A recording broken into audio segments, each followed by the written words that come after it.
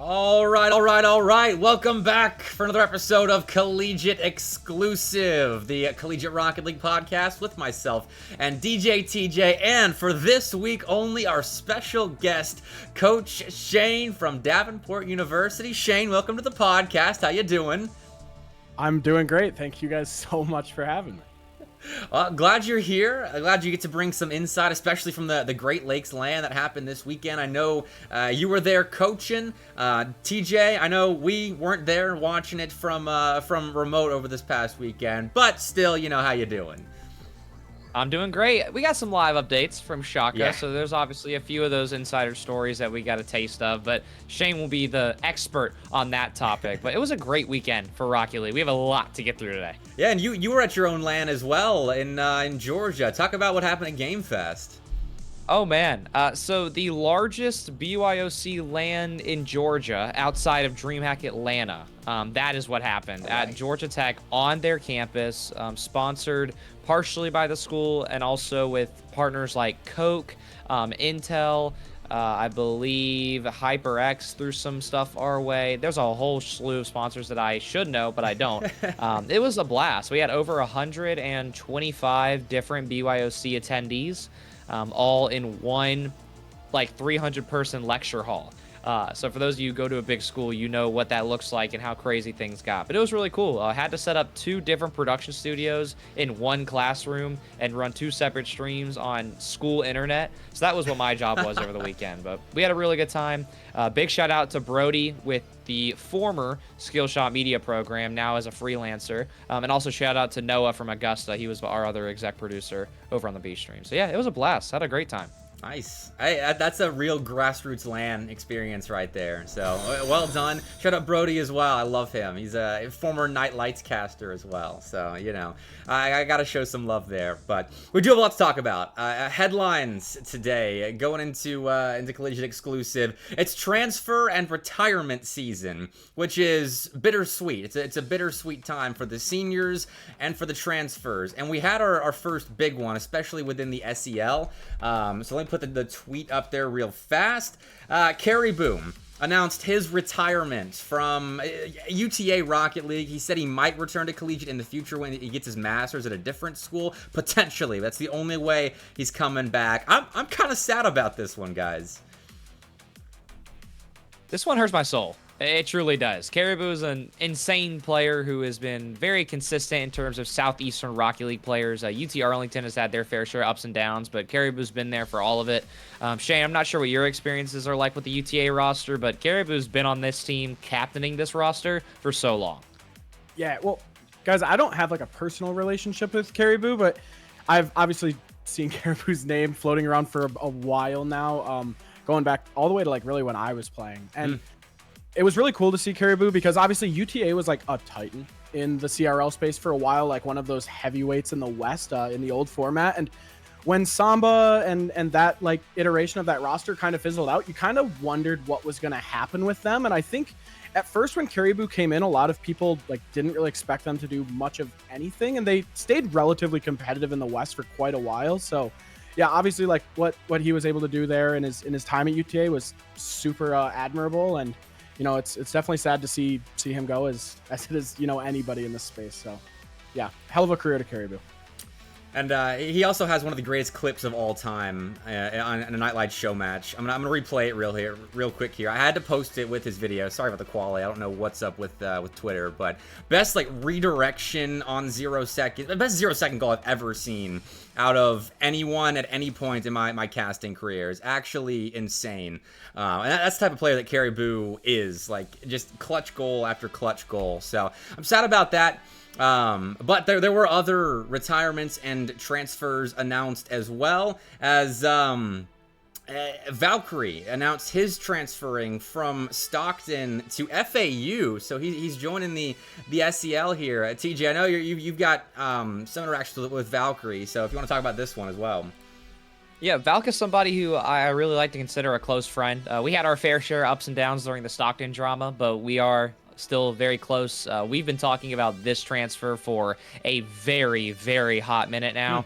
Me and Valk are both in the transfer world of non-players who hopefully can go give a lot of use and potential success to a program.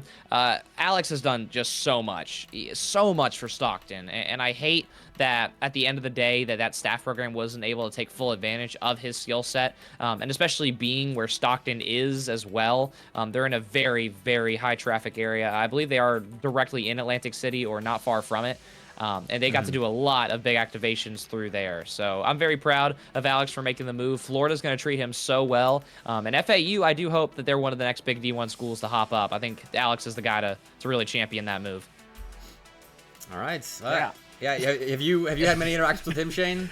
I if you know the Shane and Valkyrie lore, it is one for the ages. I like Valk. I mean, we've smoothed over a lot of our rough patches from the past, but no, I'm really happy to see him move on. And obviously, you know, TJ mentioned he absolutely nuked the Stockton Rocket League program towards the end of this spring semester. So no, I'm just messing with you, TJ. But yeah, I think Florida Atlantic will treat him well. And, you know, TJ, I do agree with the point. Like, it'd be awesome to see FAU really hop up into that varsity space, if you will, and start to do like that ultra competitive D1 thing. I mean, we welcome all schools into it, but, you know, with people like Alex there, it definitely kind of puts them in a position where they're able to do that, and they have the right students in place to kind of make that transition. And his tweet does suggest that he's there to play as well, which, I mean, I don't know. He's a great manager I know about. TJ, do you know anything about him actually playing? I mean, look, Valk is still at the bare minimum. I believe if he gets more than 5 past 2, he will be a 1900 level player. It's been a little bit. He's got to shake the rust off, and I do like to think the more positive side of my friends. So there might be a growing pain there, but I do think he can be useful. He is what I like to call my favorite crash out, and I've said that to his face, so I don't mind saying that. He is a great mental competitor, but he's just a really funny dude, and he is very unhinged. You combine him with Mitra and Skies, or however that roster shakes out, that will be one of the most annoying rosters to play. I can already see it in the LCQ. They're going to upset somebody, not just in-game, but potentially for an entire semester. That's what he brings to that team. All right, I'm looking forward to it, seeing what they can do in the SEL. But outside of the SEL, we've got a big signing here. Over to Syracuse, they are resurging after a down couple of semesters after losing their originally pretty darn good roster. They announced their signing of Lesser here, and Shane, I know you were talking in the green room about being familiar with him. Yeah, I know Russell pretty well. I've known him for a while now. He is a super talented player. He has a lot of upside. I mean, you get him in bracket and he just finds ways to lose, and like he'll be mad at me for saying that, but he can't disagree with me. He finds ways to lose, but I think that him being around experienced players and having like, you know, an older person like Gavilan around him potentially could really help him with that. And yeah, I think Syracuse definitely looking up for the future. I can't say, because I think I possibly know some things that haven't been put on Twitter yet, so that, you know, I won't talk about, but I think Syracuse is going to be looking pretty good moving forward. And, you know, especially at like the regional and those type of leagues, they'll definitely be like a force. So super excited for Russell, super excited for Syracuse. It's a good pickup. Great kid. Good program. I mean, I get to talk with some of the guys over there, Boost on the Beach, so I know they're really looking forward to what they're putting together, because, I mean, at minimum, it's Lesser and Gababy playing together, and I don't know if Gavilan potentially returning is what you were referring to, Shane, when you're saying that's not on Twitter, because that's not on Twitter yet, but I'm pretty sure he's going back for his it has been hinted by QC Sports. It is basically public. They did go in the replies when somebody said Gavilan's name, and they put eye emojis, so that's about as close to a confirmation as we're gonna get. Which, I mean, that at minimum, like if they don't get any more transfers, is a top 48 colleague team right there. I have a hot take. Okay. Let's get our first aggressive take out of the way. I can't help, and no hate to Lesser/Russell, I cannot help but feel like that something went wrong with the Syracuse recruiting. From what I had been told under the table, it sounds like they were expecting to be a top 16 team without scrims, like off rank alone. They were expecting to be top 16 in CRL. So if I had to make a guess, I think what Syracuse was aiming for was a rank A team and then a Gavilan captain-led B team. Who was coming back for his grad program. Now, granted, I'm speculating, but based off what I have heard, it's confusing based off the competitive expectations that Syracuse is trying to bring. And now, I mean, anything's better than 2 GC2s with Kababy. And I'm glad that Gavilan's coming back. But and this is going to be a pretty rough thing for me to say, too. It feels like Syracuse is holding on by a thread by keeping Gavilan on this team. I know he's a very talented player. He is very much still B+.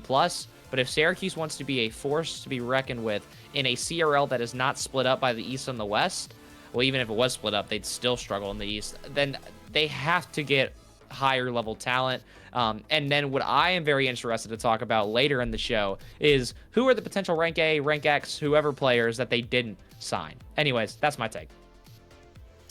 Fair enough. I mean, I don't know if that's the end of all the signings, because this is kind of the beginning of signing season. But if that is the trio, that's fair enough to speculate about. So keep an eye on it. One of the bigger D1 programs in esports that's getting actual support. So definitely still in the growing phases. But what else do we have to talk about? What are the other headlines? CECC put out their announcement about the seeding show. This is more so just an awareness headline. Make sure everyone is aware that the seeding show is going to be happening.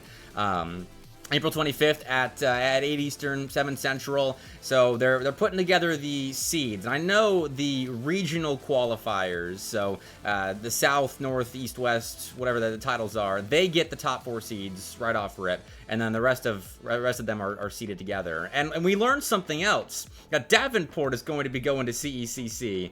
After last week, TJ and I were certain that it was Oklahoma Christian based on NECC Nationals points. But Shane, you're going to be in Arlington, huh? Yeah, we're going to be in Arlington. 2 years in a row now. We get to bring a pretty heavyweight roster this year. No hate to the roster last year, but I mean, we made so many changes to Davenport last year throughout the year. So, I mean, it was not like not the most prepared team, but yeah, we'll be in Texas. We've got our plane tickets today, so it should be a great time. I'm super excited.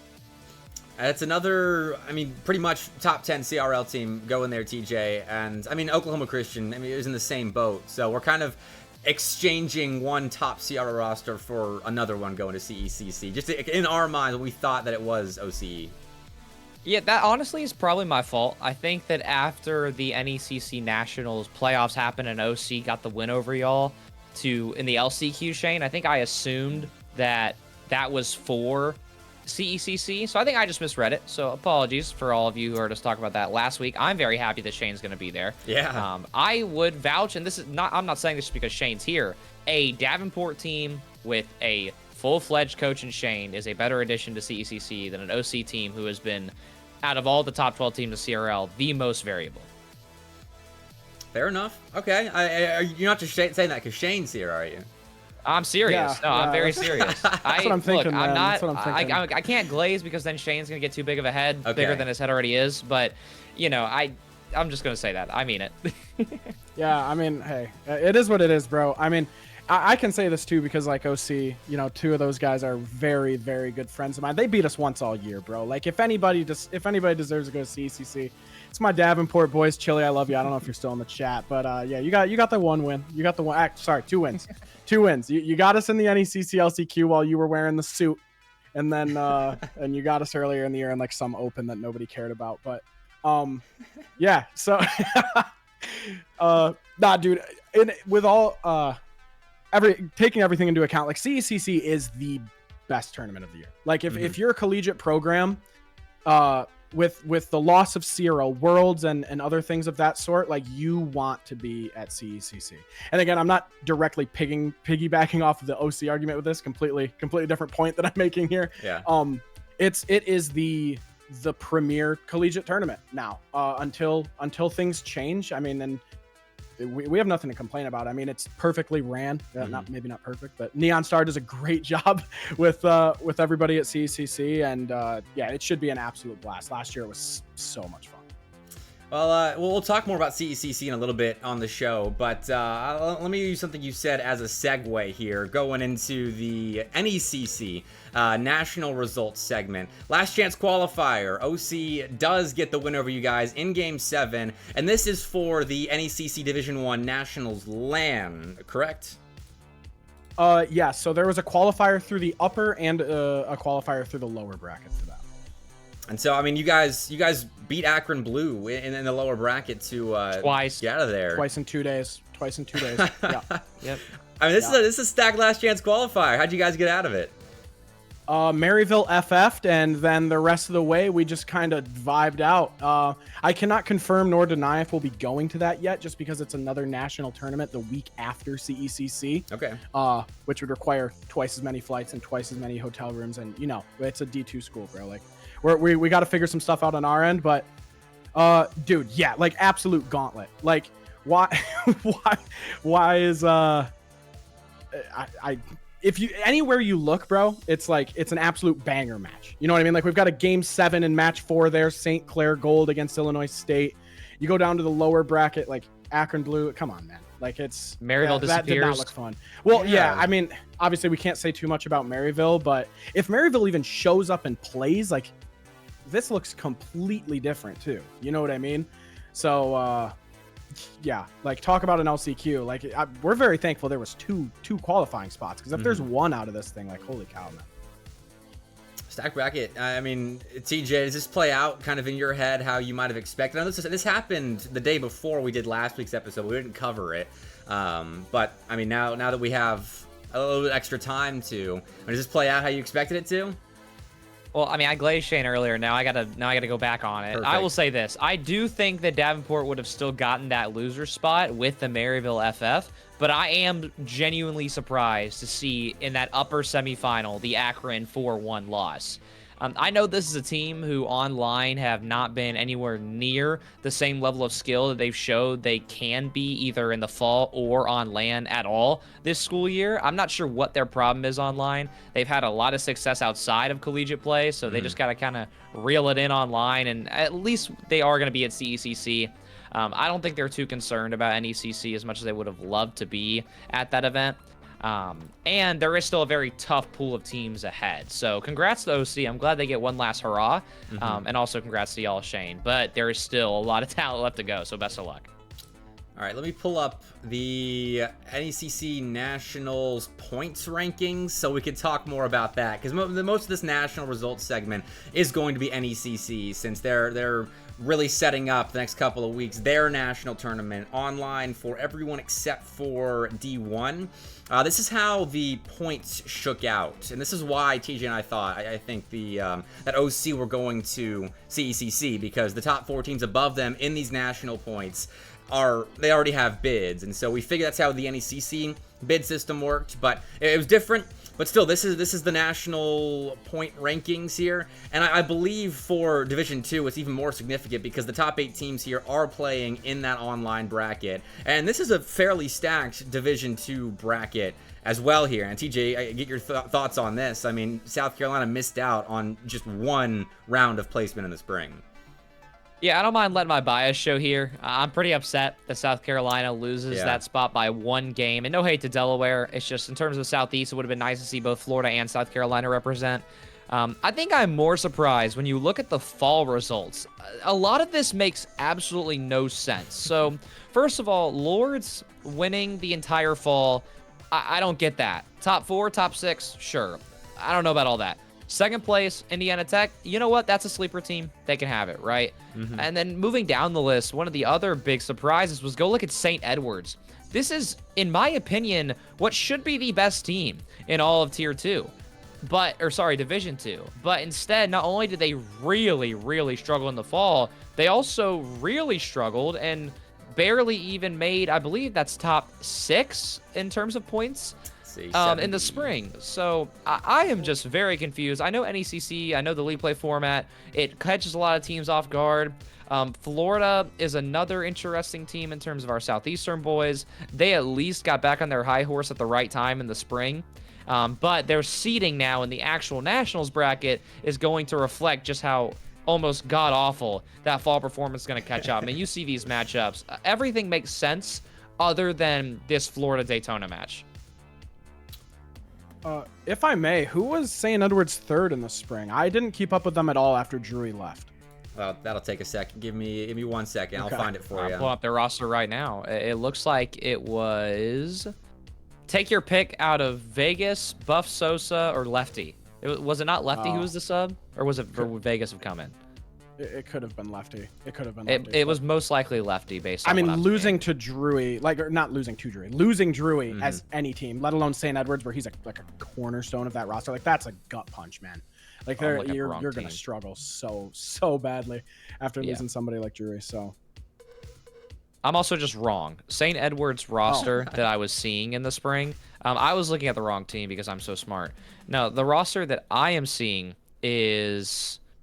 It says Wellis, Tony, Dino, and Cluck Cluck. Cluck Cluck. I'm not sure. It looks like the roster, because there's no player role on Tony. It was Wellis, Dino, and Cluck Cluck. So I take back my point about this team was supposed to be the best in the spring. But in the fall, they had no excuses. I'll stand on that point still. No, that's very real. They still should be in this bracket. Yes, they should. And we'll talk about the bracket more as well, because we get a rematch. I think round 1, Daytona State and Florida is the most interesting match to me, because that's a direct rematch of the Eastern Playoff Grand Finals, where Daytona State bracket reset Florida and then beat them in the bracket reset series as well. So interesting one to start off the double elim bracket, but this is one of the best online tournaments I think the rest of the season. Because I think any one of these 8 teams genuinely could make a run to the finals here. And Shane, I'll start with you talking about your opinions of it. I know we got some Great Lakes teams in there as well, some CRL names. I mean, Durham was at the top of CRL just a year ago. Pretty stacked bracket. Yeah, it is pretty stacked. And there's something that I kind of... Because I also have no idea how NECC, points work. I'll get to the bracket in just a sec. Like, my red guys, my Davenport red guys should be in this bracket. But they promote to D1 halfway through the year and then do poorly against the best teams in the country in D1 and don't make either playoff. Like, that kind of is, to me, it's, really frustrating. And I know that I'm why aren't my guys in it? But I think that that's still a valid point, man. Like, my DU red guys would be a really good team in this bracket. Like, no matter how you chop it up, top 3, top 4 at the least. So... Akron Gold, too. Yeah, exactly. Akron Gold is another very, very good good point. St. Clair Academy would be another great team in a bracket like this. So, yeah. As far as the teams go, I think UF Blue is a sleeper. I think if Hammy Crackers can get the guys going, they can win some games. But I think Durham GCU match could very well be the championship game of this bracket. I think that Durham is very, very good, and I think GCU is also a sleeper team. I think GCU can show up and play really, really well on any given day. So I like the bold take. That is bold. I think that's bold. I think even the Florida being a sleeper team is a bold take. I think you're fully wide awake. You should be fully wide awake on them. After how good they've looked recently. I mean, Collision on the Coast made a deep run there. The GCU Spring Showdown this past weekend, a LAN that Florida won online. It was weird hybrid event, I think there, but they won it. It was a stacked event with GCU there as well. So we'll cover that a little bit later on in the show. But so you're thinking, well, let's lay down some predictions. I mean, we got extra time. Let's see. Who do you have winning this? Shane, you said that Durham and GCU are your top 2 here. Is that what you'd predict? Yeah, I think that if Jordan and Zoshian take that seriously, I think they win. I don't think they'll struggle too much if they take that seriously. All right, there you go. How about you, TJ? For my grand final, or just general thoughts? I mean, both. So if Florida didn't just get bracket reset, I would lean more their way. Yeah. This has, call me crazy, but I'm a believer. This has Indiana Tech written all over it. Oh. I think of all the Western teams who survive, my money is on Indiana Tech. I think they beat Lords. I think they beat GCU, and they will be the best of the West. Now, in terms of how they match up against the East, I'm not sure. I think they comfortably can handle Maryland, I believe, in 6. I think it's reasonable to say.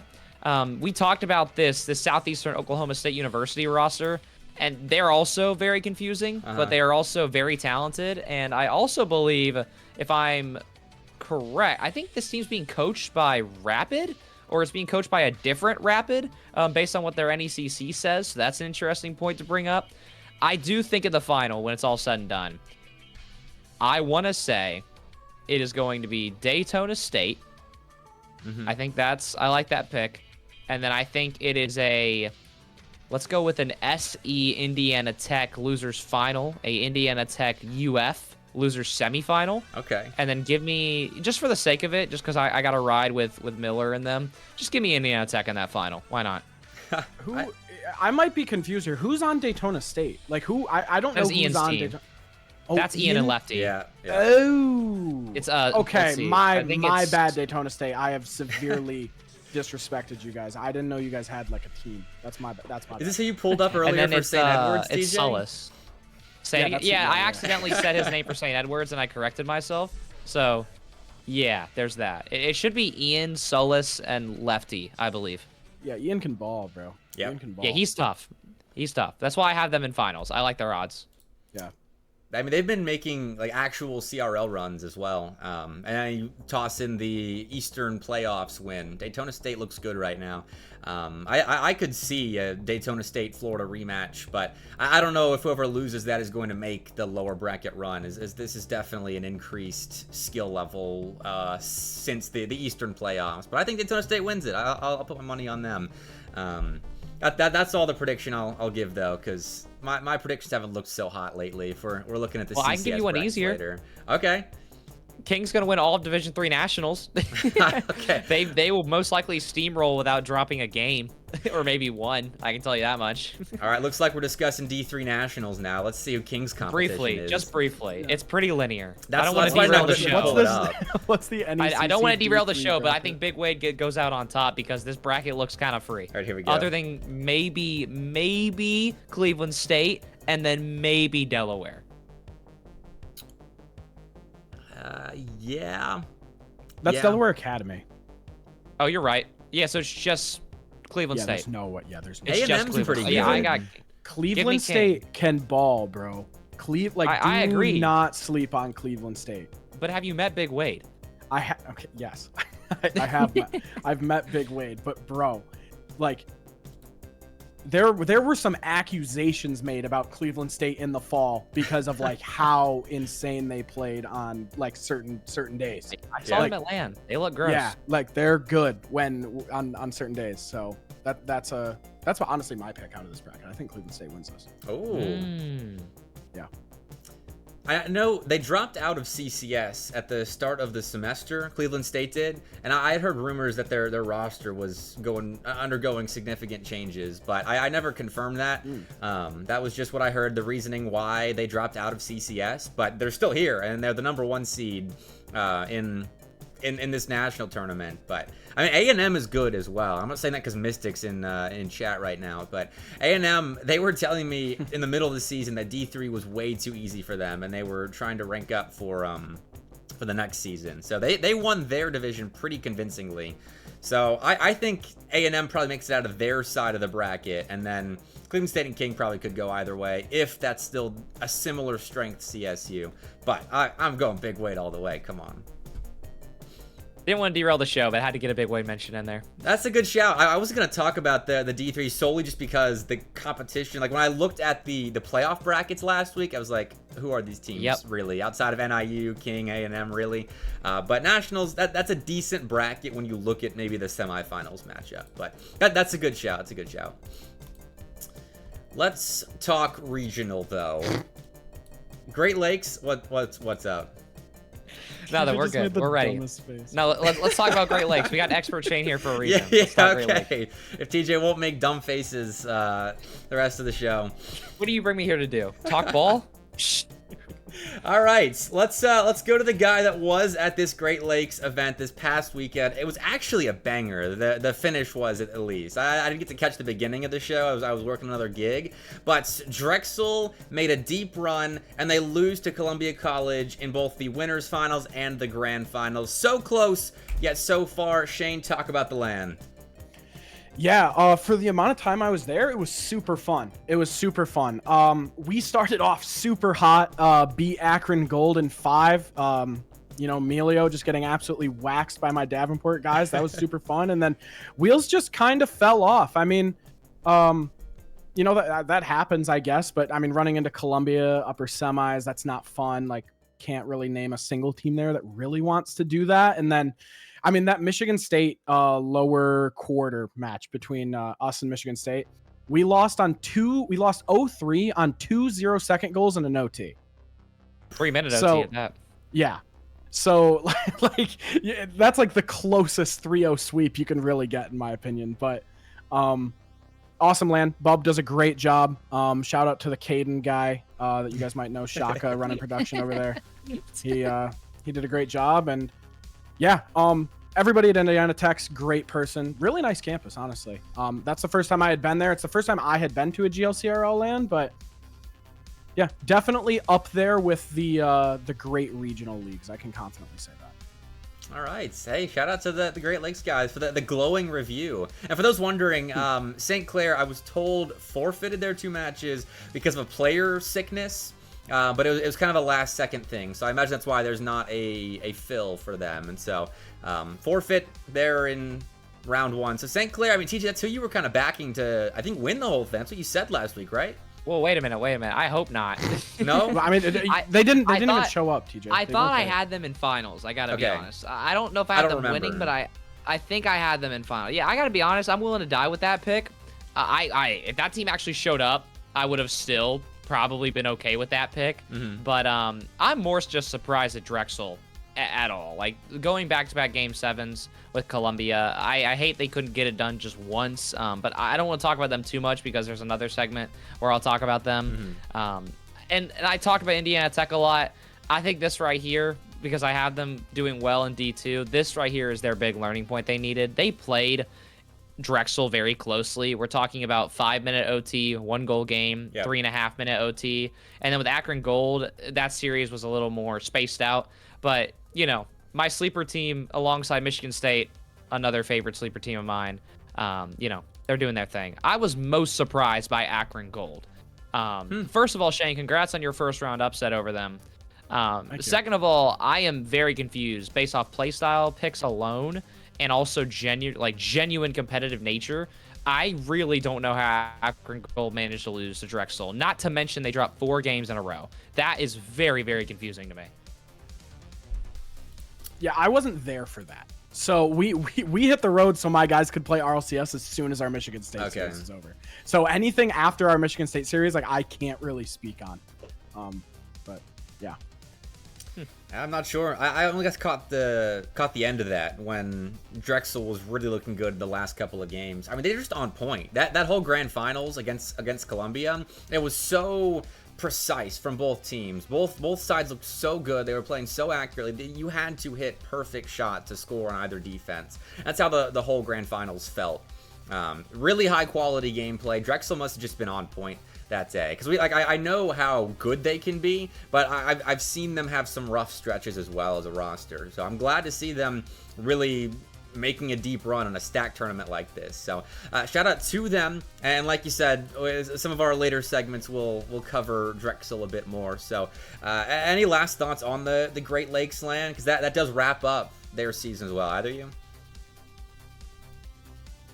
All right, fair enough. Hey, I'm happy that that Great Lakes had such a good season. Like, it was full year round. I did casting, I think, in both splits, and it's well run over there. So shout out to Bub for putting together a great event throughout the year. But now to the best regional league in all of Collegiate Rocket League, the SCL. Right. The SCL has our top 3 confirmed. First thing I've heard all night. This is what the bracket looks like. Cumberland beat Bruton Parker. TJ, we were casting this one, and Cumberland looked so good. Bruton Park put up a good fight, but Cumberland looked so good. Yeah, I gotta be honest. I'm a little concerned for broadcast this week. I really do feel like it might just be a boring one. It really feels like that the SEL is at a point where we have so much varsity talent who's been joining as of the last 6 months, but also Cumberland is simply on a different realm. Yeah. I mean, you can see it in the game scores that you have on screen. It really, really wasn't close. And even in that game that Bruton Parker won, I'm not going to call it fraudulent because that's not fair to them, but they definitely scored early on and then got to play 3-man park the bus defense the entire game. Is that an 8-1 game one? Sorry. Yeah, ignore game one. Ignore game one. It is. Yeah. I had very high hopes for Cass, and I might take some flack for saying this. I would unironically put Milk in at this point. Wow. I know that they can't. I know they can't do it. I know they can't do it because Bruton Parker Academy played in the playoffs, but Bruton Parker does not have an identity, and I spent so much of last Wednesday's broadcast during the game talking about this. This roster has no consistent play style compared to their old version. They don't have a lot of midfield chemistry. They're not finding a lot of bumps. Everything that used to work for Bruton Parker has been thrown out the window to try and play a upper level of Rocket League that it feels like that only maybe Manny is ready for. Antics is on low hours, and I don't know how much longer he's going to be playing competitively based off of what we've seen in game. And Cash just seems nervous at all times. And I know it's his first semester, and there's a lot that I hope that in the future this roster can do. I believe they still have a full year at least together. It's just not what I hoped for. And unironically, I think I have Bruton Parker on my actual prediction sheet from way before making it through losers, but I would not be surprised to see that series against James Madison go to 5 and give me Pigeon at this point. Honestly, I think JMU can upset them here. Would you put money on it? Like you're saying, would you favor James Madison at this point over BPC? I don't think you can favor James Madison. I do think it's still an upset pick because Bruton Parker have looked very confident, and I also believe in group play that they handled James Madison without any issues. Yep. If my memory serves me right, I believe it was a 3-0. But when you look at the track record of James Madison, Bruton Parker, they went to 5 with Florida, really struggled, got back to form late against Cumberland, but then still couldn't make it happen. James Madison has beaten the 2 hottest teams in losers, and Bruton Parker Academy, and then KSUB with Flitz in. I feel like that if they can handle Flitz, TNT, and Dylan, and this is going to be a crazy analogy for me, I think they can handle a struggling Bruton Parker. I don't think saying that those 2 teams being that far off is a crazy take. And I know it sounds crazy, but I got faith. I really do think that Gad, and I know that Tyler is playing instead, Yep. but that's a team who has a new sub, has an identity, and looks very dangerous. And Bruton Parker's missing their edge. Okay, wow. I mean, saying all that about Bruton Parker, one of your Georgia schools, that means a lot. Okay. I had expectations. They've been hurt. How long has Cass went to school there? Has it just been this semester? This semester. Okay, because I'm looking at his Wikipedia and this doesn't make any sense. Like, the guy's 23 years old. He's got experience out the wazoo. Like, I can't stop scrolling through this. And it's like, let him tell you how he wants to play and let him. He's a European, bro. He knows how to play around people. If you guys just communicate and get on the same page, like, I'm sorry for getting flustered over this, but man, like, Manny LR, like, you're a passion maxer, bro. Like, you are the definition of a passion maxer. Just bring the passion to figuring out how to play with this guy, because I know TJ says throw in Milk, but I don't think that's the solution. I think the solution is figure out how to play with the experienced veteran that you just picked up. And I don't think they should have an issue if they can just figure out how to do that. I don't know what's going on in that camp either, TJ. You could make the argument for Antics too. I gotta be honest. He just is not playing the way he should be. He is a day 3 RLCS player from last season. Him and Manny both were teammates during that. Their chemistry has been, I don't want to say awful, because Cumberland played really well, but it has not looked good when it mattered. And even against Florida, they had a very slow start. It didn't look like they were ready to go, and then they had to reverse sweep Florida. I just don't know. I don't know what the problem is with this team. And James Madison is a huge checkpoint game for them. You're talking about a top 25 school versus a top 48, top, you could argue 32 on their peak school. And even that might be a stretch. So I just don't. I have to see it. I have to see it before I pick for Bruton Parker. But I agree with you. Cass is so talented. It's just something about America. I don't know what it is, but it has not clicked just yet. And you're right. Manny, of all people in CRL, he's the passion maxer. I mean, me and Bepic have seen him on LAN countless times. He is the loudest. I just don't, again, I don't get it. Something's wrong over there. I mean, Coach Stanley left not only this semester, but in the middle of this semester. And Trussell is awesome. I love Glendon and what he's probably going to do with the program in the future. But I have a weird feeling that there's something missing there because of the person that Coach Stanley is and how talented he is as a geller, I guess is the word I could use there. I'm gonna coin that phrase. Is Corrupt not working with the Rocket League team? He's on the academy roster. He is playing on the academy team. Yeah. I thought he went there to coach. Nope. He might still be coaching. So we're trolling. He well, was I mean, I guess he could be. Yeah. I don't know about that. But he hasn't been in lobby with them, so yeah. I don't know. Okay. I mean, it's funny we're saying all this. I think Bruton Parker is still a cemented top 25 CRL team, but I do agree that they have lost some of that competitiveness with the top 10 of CRL, because that Cumberland series, it felt like that Cumberland were playing at the level we expected, and Bruton Parker, anytime they made a mistake, they were playing well for the majority of it, like 85% of the time, but it's that 15% was when Cumberland was doing all the scoring. And that's when Bruton Parker would make one bad commit, one bad challenge, and then it was a goal. And they just held it arm's length. So that's an interesting series. Bad challenge. Not just a bad. We are talking really goofy goals. All right, I'm done ranting. Yeah, I do want to. I want to say something really quick before we move on. I think it's funny that we're sitting here going like, oh, James Madison, oh, Bruton Parker, who's gonna figure it out in this lower final? Like, whoever wins isn't gonna play Cumberland and get dog walked in grands. Yeah. Like, it doesn't matter, bro. Like, Cumberland's gonna, however many games a series is, they're gonna drop one by trolling and just win the rest. Like, that's just what Cumberland's gonna do. Yeah, that's what Cumberland's gonna do. So. All right. Well, an impassioned preview of what's happening this Wednesday on the Esports SEL channel.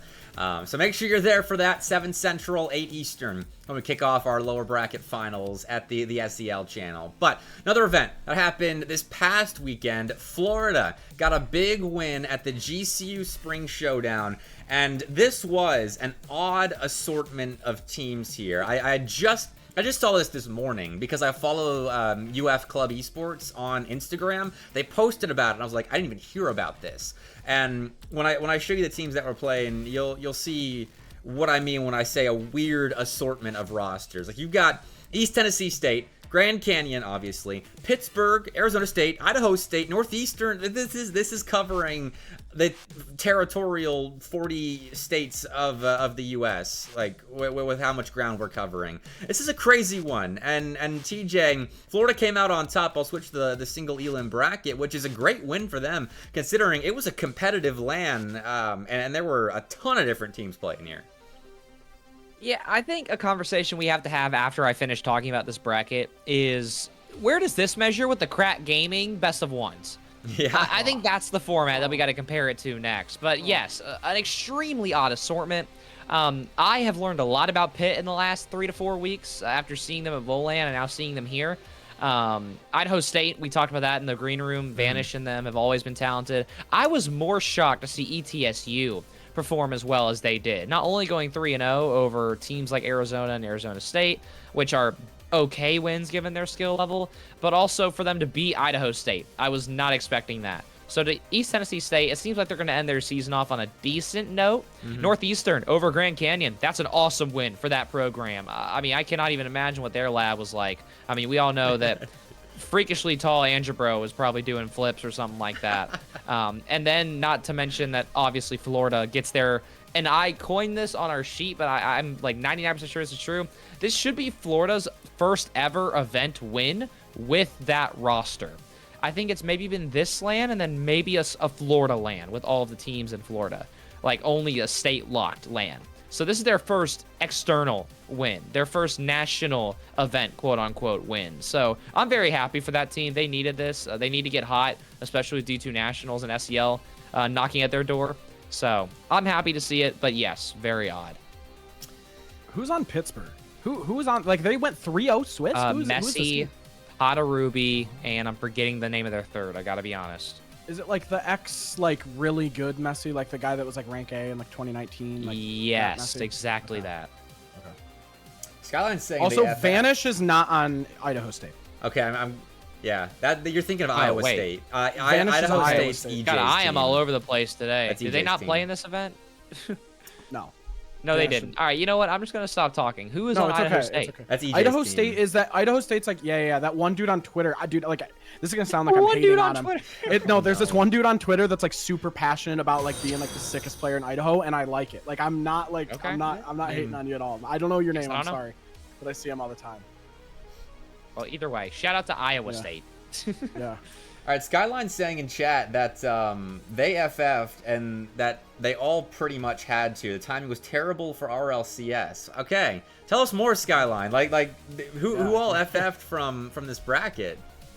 Probably everybody. I mean, can I throw a take in here? Yeah, Florida still wins. yeah.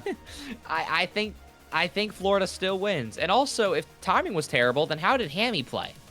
Well, bro, Hammy, this is hate. Hammy lost on day one of RLCS. Oh. Like he went to lowers day one, so they probably Oh. chalked that up and said, "Screw this." Like, yeah, like so. Yeah. Okay. Didn't know. Who's his team for RLCS? CG. No, wait. Who is it? Was it No Mansion and CG? I Yes, think. yes. Oh, yes. Okay. They went day one losers? That's not Yeah, good. they got beat by Drew's Blues or Blues Drews or whatever his name is. Oh, the legendary RLCS roster of Drew's yes, Blues. yes. Yeah. Power Is rank, like, that's not 14. Drewski's team, is it? No. Okay, never mind. No. Anyways, yeah, that's tough. That Skyline's filling us in now. Yeah. Bepic, I'll let you take it over as he's talking. Yeah, he said that they had to cancel their scrims before RLCS, finish the semifinal and finals within less than an hour to get to RLCS. Interesting. Finals were a best of 3 because of the timing. Wow. Wait, they didn't let y'all just delay it and play it later? Well, I mean, the grand finals would have been at like 11 p.m. Eastern. Or I the could next see. day? It's an online tournament. Yeah, Oh, that I is also true. did going to That correct is myself. I true. said LAN because I think it was supposed to be a LAN, but it was online. They didn't it let you was- reschedule Skyline. Wow. Oh, nobody wanted to play it. Yeah, that's the same thing that happened with GLCRL. We moved the whole Wow. tournament to Friday so that people could be home for Easter. That makes sense. Okay. That is well, so odd. Okay, wait. So can we take a group poll now on how this measures up with the Crack Gaming Best of One event? Can we? That can we is the measure it worst up? format of no. That's the worst These are format. the Best of two worst ones. collegiate formats of the entire school year. I Can we mean, at least agree on that? that qualifier going like as long as it did and just being best of ones, that's just an attrition qualifier. That's not an actual measure of skill. No, that one takes the cake for being worse, in my opinion. by far. Bepic. Like, it's Yeah. like, oh, let's queue up for 6 hours and play randoms. Like, it was terrible, dude. Like, Worth the debate.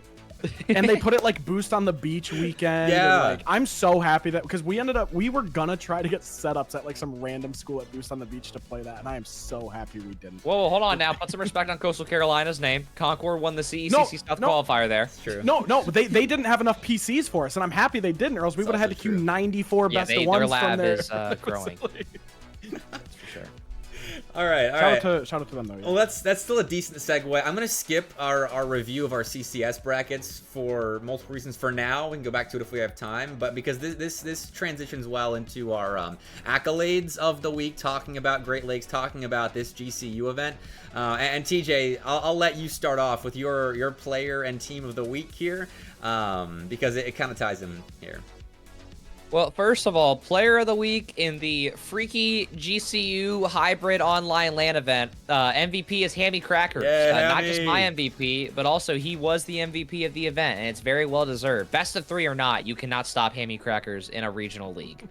He peaks against he sets the bar. He is the gatekeeper of like the rank A above RLCS level, then the regional average rank B / maybe you add a B+ player team. He is that gatekeeper, and that will not change. Also, I love Larry, and True Raid has increased his skill level over the past 2 years an insane amount. So everybody on that team did great, but Hammy, you're my MVP.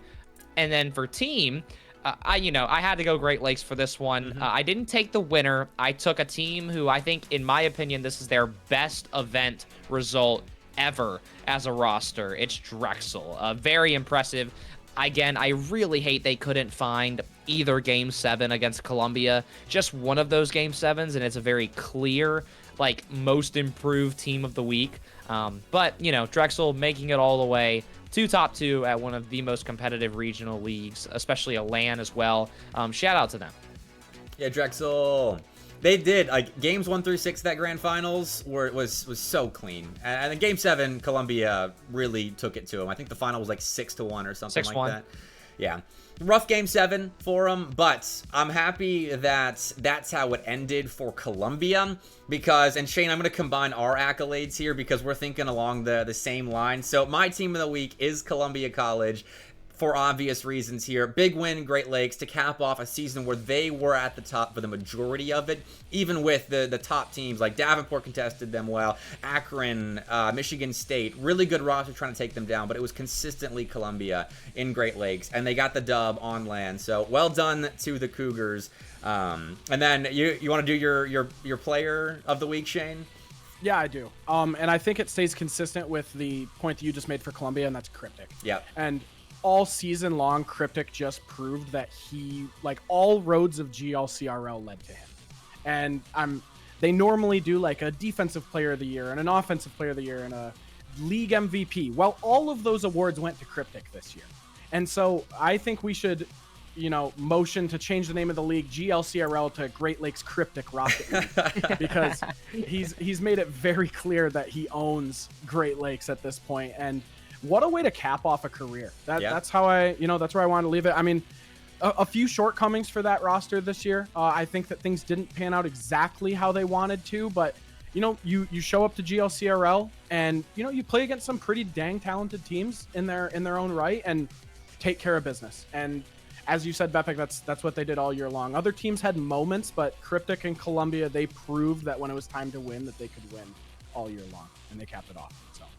And I didn't realize that before I was watching the grand finals, and Cryptic's mom was in chat because she always watches his Great Lakes series, at least. I'm sure she watches other series as well, but I always see her in the Great Lakes chat, and she said, "Come on, Columbia, finish off Cryptic's last event with a win."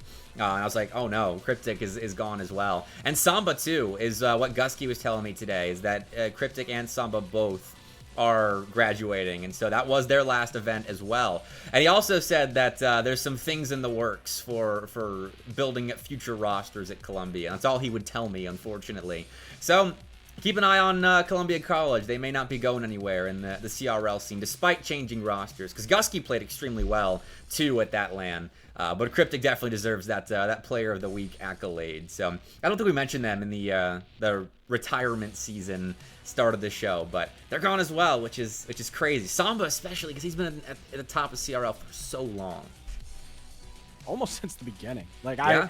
I mean, he had been in when I showed up in CRL in like 2021 ish, and he wasn't brand new at that point either. So yeah, I mean, saying goodbye to somebody like that, dude, it stinks, but I mean, hey, it's part of the business, you know what I mean? And we'll create new storylines because of it. So. All right, well, let's move along. I suppose we'll take a look at our CCS predictions, TJ. Mine aren't doing so well. What's new? Yeah, I was really confident until my picks started losing, so we're going to start with mine. And then I'll look at yours, because I actually haven't checked on yours. So we'll see. I think I'm only beating you by 1 or 2. Okay, well that's not good, because I'm not doing so hot. I had some pretty confident picks. I thought Rutgers would beat UConn. I picked Bowling Green. I really thought Kriegus was gonna elevate them above Pittsburgh. Idaho State, they let me down by beating Utah Valley, who I thought would get the win. Yeah, UTA lost to Houston. This is the craziest one. This is what actually spurred that on, because UTA, they looked out of it, and Caribou was obviously. I mean, his tweet kind of mentions he's not happy with the situation, and they, as a roster, looked extremely tilted during that series. I don't know if you guys got to catch that. I didn't. All I will say, sorry for jumping ahead of you, TJ, but all I will say about this, because I don't keep up with CCS too much, Houston is on a wicked late semester tear. Like, something clicked for them, and the teams that, they're supposed to be even with, they've been like decimating. They ran into my Davenport White roster in NECC, and like it wasn't even like close. Wow. Like respect to my Davenport White guys, because like they like, but yeah, like Dez and those dudes at Houston, it was kind of crazy to watch. I'm not gonna lie. And then Louisville beat Illinois as well. That's another. Sorry, TJ, do you have an opinion about about Houston? My fault. Getting double cut off. How dare you? Yeah. No, this is not the first time Houston has done this. I'm pretty sure. If my memory serves me correctly, I think they had a great late season run both in CCS and NECC last year. This roster's been talented. They've just been waiting for their moment to shine. But anyways, I'll let you get to the point you were gonna make. I was moving on to a different matchup, but I mean, yeah, you had UT Arlington alongside me as well. Actually, I think our picks are fairly similar. I'm actually impressed. You had Rutgers beating UConn as well, Utah Valley winning. All right, we were more on the same page than I thought. I think I have you beat by literally 2. I mean, based off the last CCS tweet, there's not a single person out of the first 20 matchups as of April 18th who had. It was Icebore who had 18 out of 20. I had 16 out of 20. You have 15 out of 20 as of April 18th. Obviously, that has changed, and I think I may have gotten an extra one on you there, but. Yeah, it's rough. UT Arlington losing, that just shouldn't happen. Also, the little mini Twitter spiel after the fact from some of the UTA guys, that was interesting too. I really hate that their season is coming to a close with a series like that, not to mention a Texas rival. Yeah, that's a tough one. I also believe, based on what I remember, that nobody in CCS picked Houston, so good on them. Big upset. Yeah, Wavy had in his celebrity bracket UTA going a long ways, and Caribou even replied. He was like, "This bracket is going to be wrong, and it's not my fault." So I don't think UTA was fully locked in going into their CCS run. But another big upset: Louisville beat Illinois, like Peaceful's Illinois, and that is huge. I don't know what happened there. Gun to my head, ask me to name 3 Louisville players. I got nothing. I gotta be honest. I got nothing. That team did great in the ACC from what I remember, but I don't know how that team lost. I mean, I just watched Peaceful in RLCS take down the team that I coach in RLCS. So, like, he's looked good. So, I don't know what happened. I had them winning that in 5. And then lo and behold, here we are. So, yeah, I got nothing there. I mean, gun to my head, asked me to name 1 Louisville player. Like, honestly, I don't know who's on the team. So I can name 2, just to flex on you guys. Go ahead, do it. Please enlighten me. So Jobuan, I know only because I streamed them at the start of the CCS season, and then Chef Tavo, he got stuck he was driving from Southern Kentucky to Louisville, and there was a wreck on the interstate that they didn't clear all night, so he literally slept on the highway to Louisville. That was a whole saga in the CCS general chat that I kept up with one morning, because I went to bed and he was like, "Yeah, I'm still on the road, guys," and I woke up and he was still on the highway. So that's a saga from earlier in the season. That's probably the only reason I can name Louisville players. That's insane. Yeah. Hey, that's the most normal CRL story. I mean, you can't predict anything. Also, speaking of what you can't predict, thank you, Bass, for the raid, my glorious king. Thank you. We appreciate it and all your support, and also you lurking. Hopefully you enjoy what we have left to say. So I had to throw that in there. Thank you, Bass. Bass is the GOAT. I love you, Bass. Love Bass. We'll hopefully be at CECC as well. Crossing my fingers that he'll be there. That's where I met him the first time, actually, is the first CECC in Georgia. So not the first one, but last year. Yep, not me either. Okay.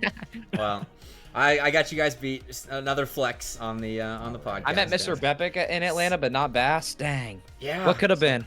Well, one of us was working that event. Fair. So that's probably why I didn't get to catch him. But speaking of CECC, big segue. We got power rankings put together. TJ and I submitted lists, and so Shane, you can critique them as we go along. Oh, I will be 100%. Oh, here we go. We're getting an argument now. Yeah. All right, here we go. Probably perfect. Here we go. CECC power ranking. So the event is not this weekend, but next weekend. So almost 2 weeks from now.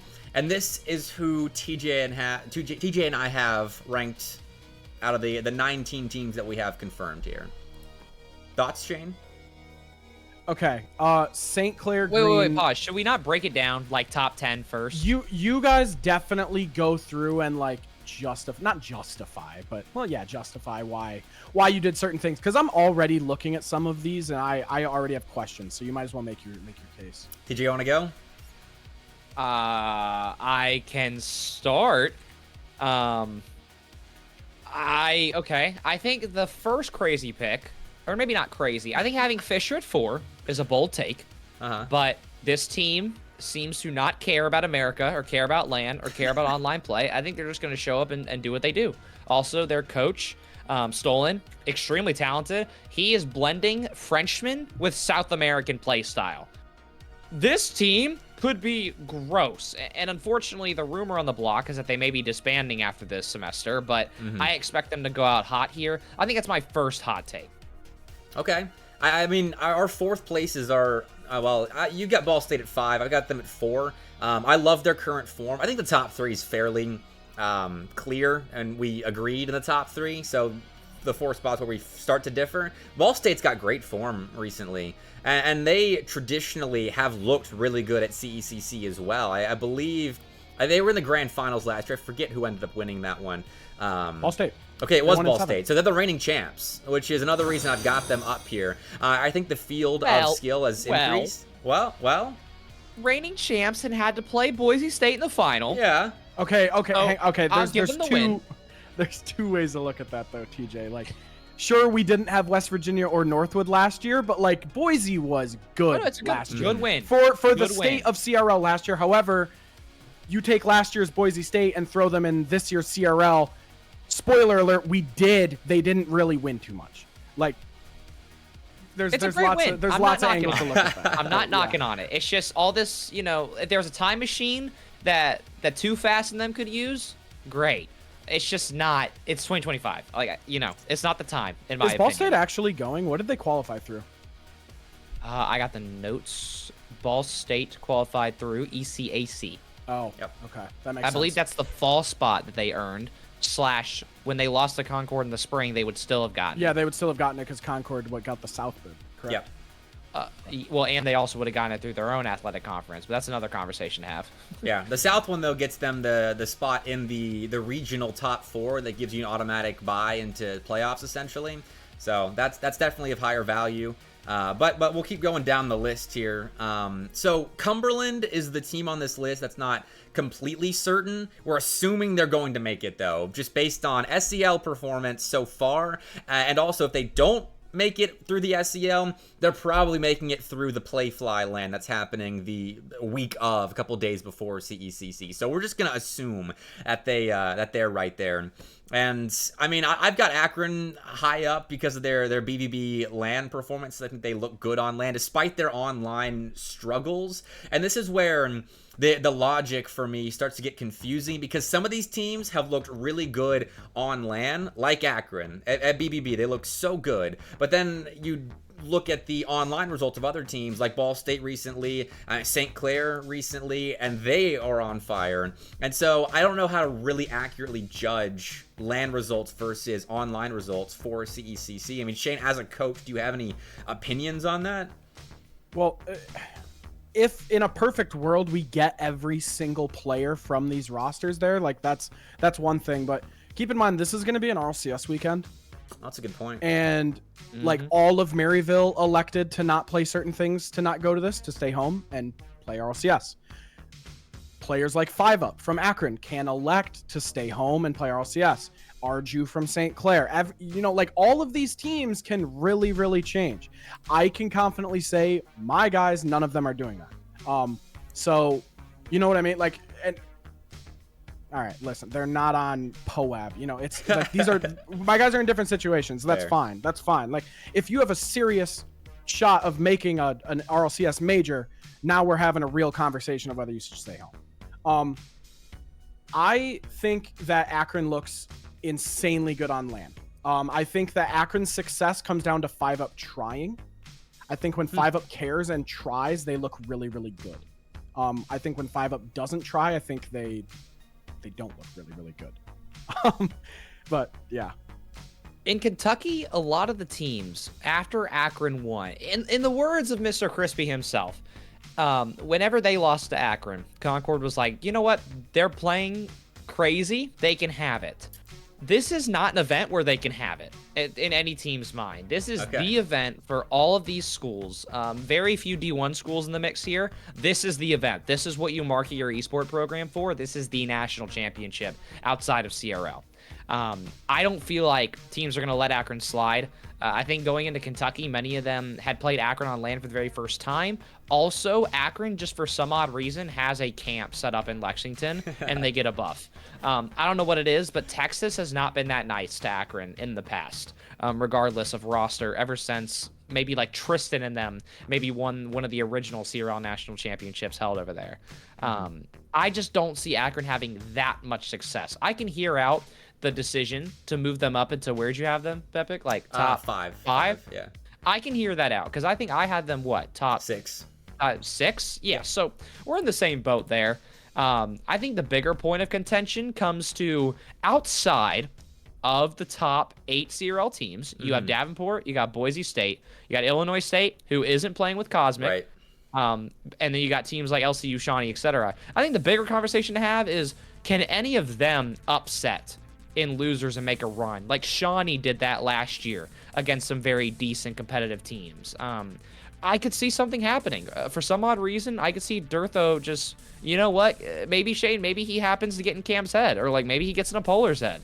Like, I don't know what's going to happen, but I feel like because it's LAN, because it's CECC, it's very noisy, it's very loud, it's very busy.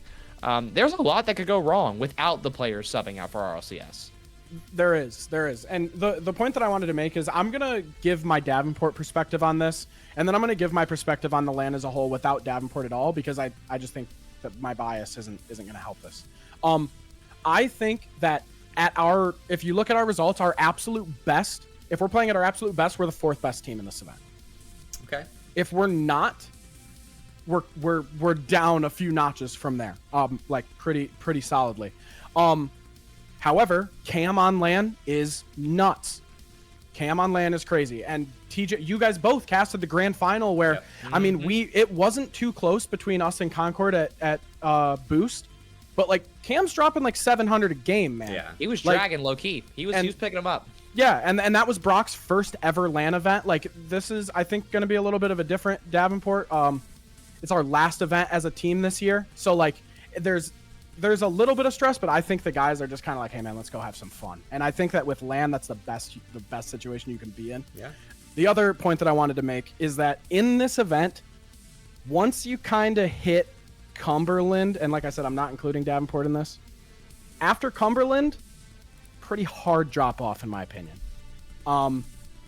I think Boise can make a run just because, like you said, they got Durtho, like they've got Woozy, they have loud, energetic players that feast in a LAN environment.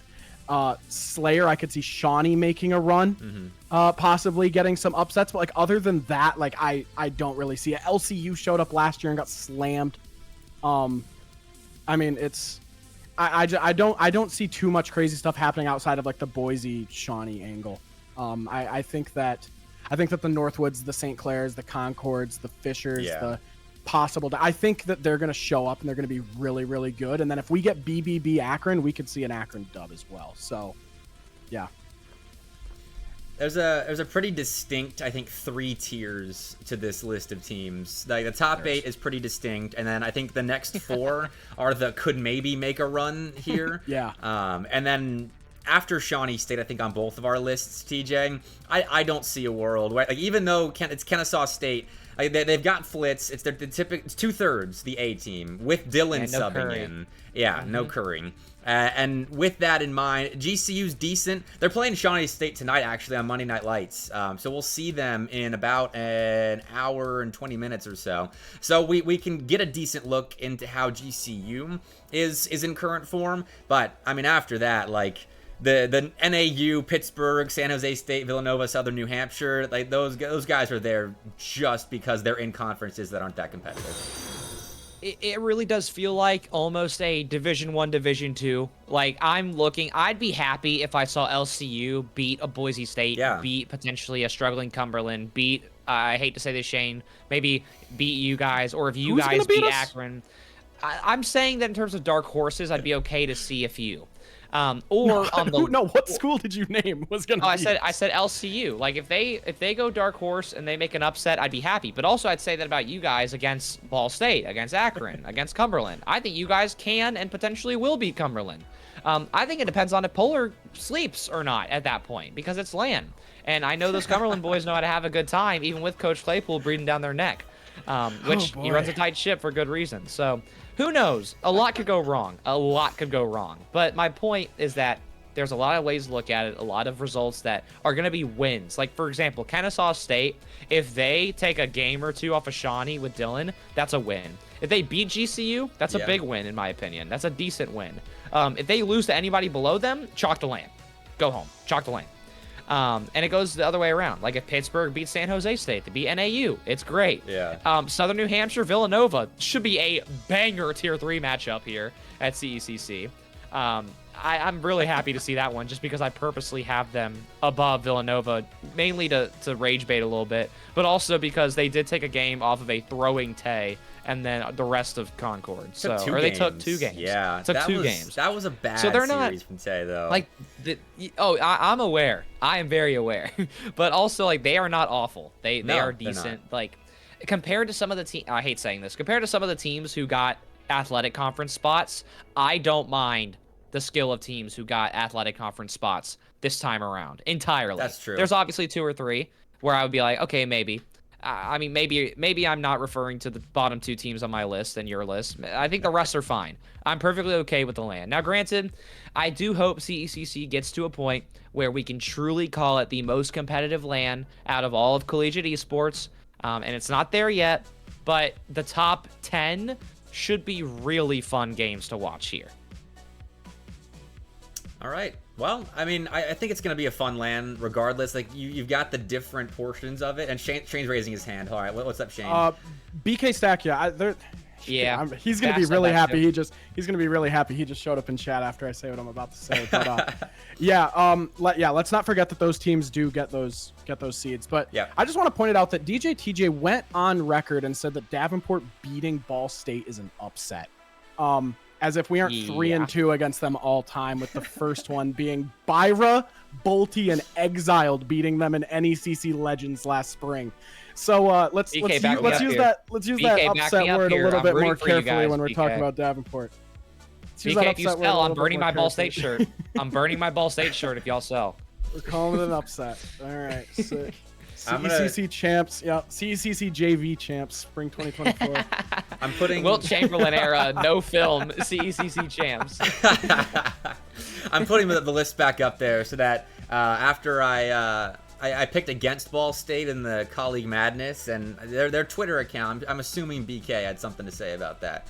Was critical of it. They're my top 4 here, and I think it's gonna be a fun LAN though. I think when you look at you have to look at it from an angle of different competitions with it. Like you said, TJ, like the Kennesaw State versus GCU versus NAU, that sort of competition. Like you want to be 13th if you're in that tier 3, and then you want to be top 8 if you're in that tier 2, and then obviously the rest are fighting for a CECC championship here. But it's gonna be fun. I'm excited about it. But that does bring us. I hope I can join you guys there. Frank. Hopefully we can get you there. Start walking now. But it's time for our final wrap-up segment, the Scholastic Minute. And TJ, I believe you've got an HSCL update for us. I know we were talking about that at length last week. Yeah, well, we did talk about it. I get very passionate about this issue because I was a victim of the Nationals being canceled back when I was a high schooler. So here is lay update.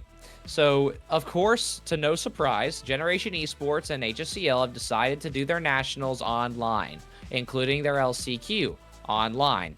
No shocker. We all knew this was coming. It's happened the last time. I don't think it's happened twice. I think it's the last time it was canceled. This happened. But here's the good news. Level Up Games, or Level Up Arena, I mean. They put out a tweet And here's what's going to happen is that them and many other extremely talented TOs in the space, including people like Icy Chiller, who works almost every living DreamHack and is just an all-around GOAT, they have all decided that they are going to run a LAN in replacement of the HSCL LAN and decide to invite all of the HSCL teams, and then they're trying to create their own LCQ with all the teams. So this is awesome, and they still got it scheduled for May, and it's already August 21st. So I'm very happy to be a part of this project. I am behind the scenes with the team. There is a lot of other parties who reached out and who may or may not be getting a piece of the event. If things go the way that we are praying, and the way we're hoping, I do think this could be the best high school LAN ever. All right. And I really, really do have high hopes for that because teams like Play VS or Play Versus, don't run major LANs. I have a lot of faith in what the Level Up Arena team could do, and I'm in a hater / for the love of the scene type of way. I hope Level Up Arena profits, not just financially, but in general. I hope they profit off of running this event in some capacity because we need change in the high school space. Play Versus does a decent job. I'm not going to knock them, even though that's maybe a segment for another time. But Generation Esports has really dropped the ball time and time again. Yeah. I would guess that they're going to go bankrupt within the next year or two. Everything just doesn't point correctly. They've lost all of their most decent men and women in terms of their staff members, and no knock to the current staff team. They're just simply not the right people for high school esports. They're businessmen and women, fair play to them. They're not built for this scene, and they don't run or care enough to get that title, in my opinion. So not to get too passionate, but to be passionate enough and get the point across that I'm happy Level Up Arena stepped up. Hopefully I will get to be involved in that event, whether I'm virtual or physical, which it sounds like I probably will be. So hopefully more info soon. All right, I'm glad to see people stepping up and helping out there, even with HSCL announcing that shift to the online nationals. We want a LAN for the seniors. That's what Play Versus. They've got the state LANs, which that's also part of the Scholastic Minute. I want to wish good luck to everyone that is competing in the Play Versus tournaments that are going on right now. We've had state championships already start to happen. I cast the Oklahoma Rocket League Championship this past weekend. I know the Alabama State Championship is a week from tonight, actually, which I'm missing it for the first time in 2 years, which sucks. And I wish I could be there. How dare you? I know. I love casting that event. But Bob Jones will win it, so we know that's going to happen. Good luck to everyone competing there, though. A good time. The coach of the Georgia one.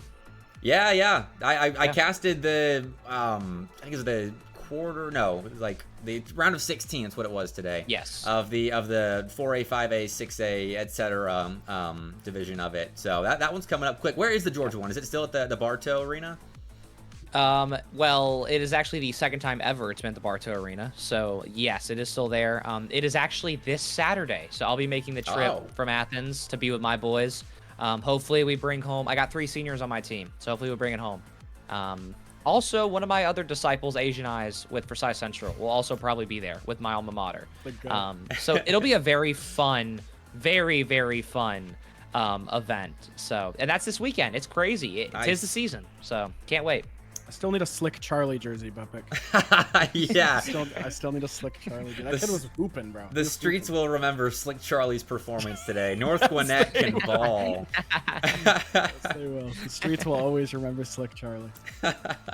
All right. Well, with 10 minutes between now and Mount Aloysius and Clemson playing on Monday Night Lights, I think it's time we wrap things up. So I'll give you some final words, Shane. I know you're going to be with me on the call for that Mount Aloysius Clemson series, making your debut in a Nightlight show match booth. But final words here for Collegiate Exclusive. Yeah, I'll keep this as short-winded as possible. First of all, it's an absolute honor to be the first guest on Collegiate Exclusive. I'm really happy that you guys have decided to go ahead and do this, because obviously you're 2 very influential people in the space, and I think that the space needs more of this. And I'm more than happy to come on anytime. Also, I don't keep up too much with Scholastic esports as far as high school and middle school stuff goes. I did want to know how that national championship stuff turned up. Huge credit to those people putting it on. That is awesome. Seniors need to be celebrated. Players need to be celebrated. If you make a national, a national championship, you qualify for something like that, it's very important that the students get to go and experience that. So huge kudos to them. But yeah, thank you guys so much. BK, if you're still in chat, it's all love, man. We always poke at each other anyway. So yeah, excited for CECC, excited for all the change coming to Collegiate soon, as we're kind of getting to that season where things are going to start to change. Yep. So excited to hear who TJ ends up committing to here in the near future. And yeah, I mean, thank you guys again. It's been awesome. Thank you guys so much. Thanks for coming on the show. TJ, you wanna formally announce who you're committing to? Yeah.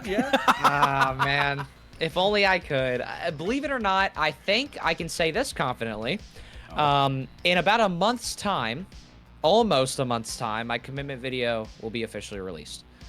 So very exciting news for that. I'm very excited to get all that figured out over May. I'll be filming, signing, etc.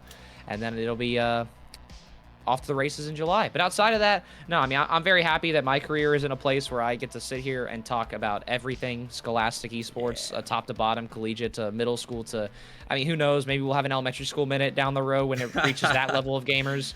I mean, we do summer camps and stuff. Yeah. Who knows, right? No, I'm just happy we get to do this. Shane, you've been an incredible guest. I'm very blessed to get to be spearheading the Makeup HSCL event. I believe I will be virtually at the bare minimum part of that, and I'm sure a lot of people will love to be a part of that as well. I mean, I'm looking at you, Blake, so I'm expecting you to volunteer if you want. We got the SCL finals. Everything is great. Other than that, I don't know if I'm going to be at CECC. So I'm in a really good spot. I got absolutely no complaints, and just excited to see how the school year ends. I mean, I got finals in, shoot, a week and a half. So we're here. It's the end. Good luck with that. Benefits of being an ancient in the esports scene. I don't have finals week in the next week, so let's go there. But I do have Monday Night Lights coming up next. Starts in 7 minutes, so we're gonna go ahead and close out Collegiate Exclusive. Thank you all so much for tuning in for the second episode of mine and TJ's podcast. One last shout out to Shane for being our special guest of the night, and then sticking around in the booth with me for Clemson and Mount Aloysius coming up next, followed by Shawnee State and Grand Canyon. We're taking a short break in the meantime. So Monday Night Lights will be up next. Stay tuned.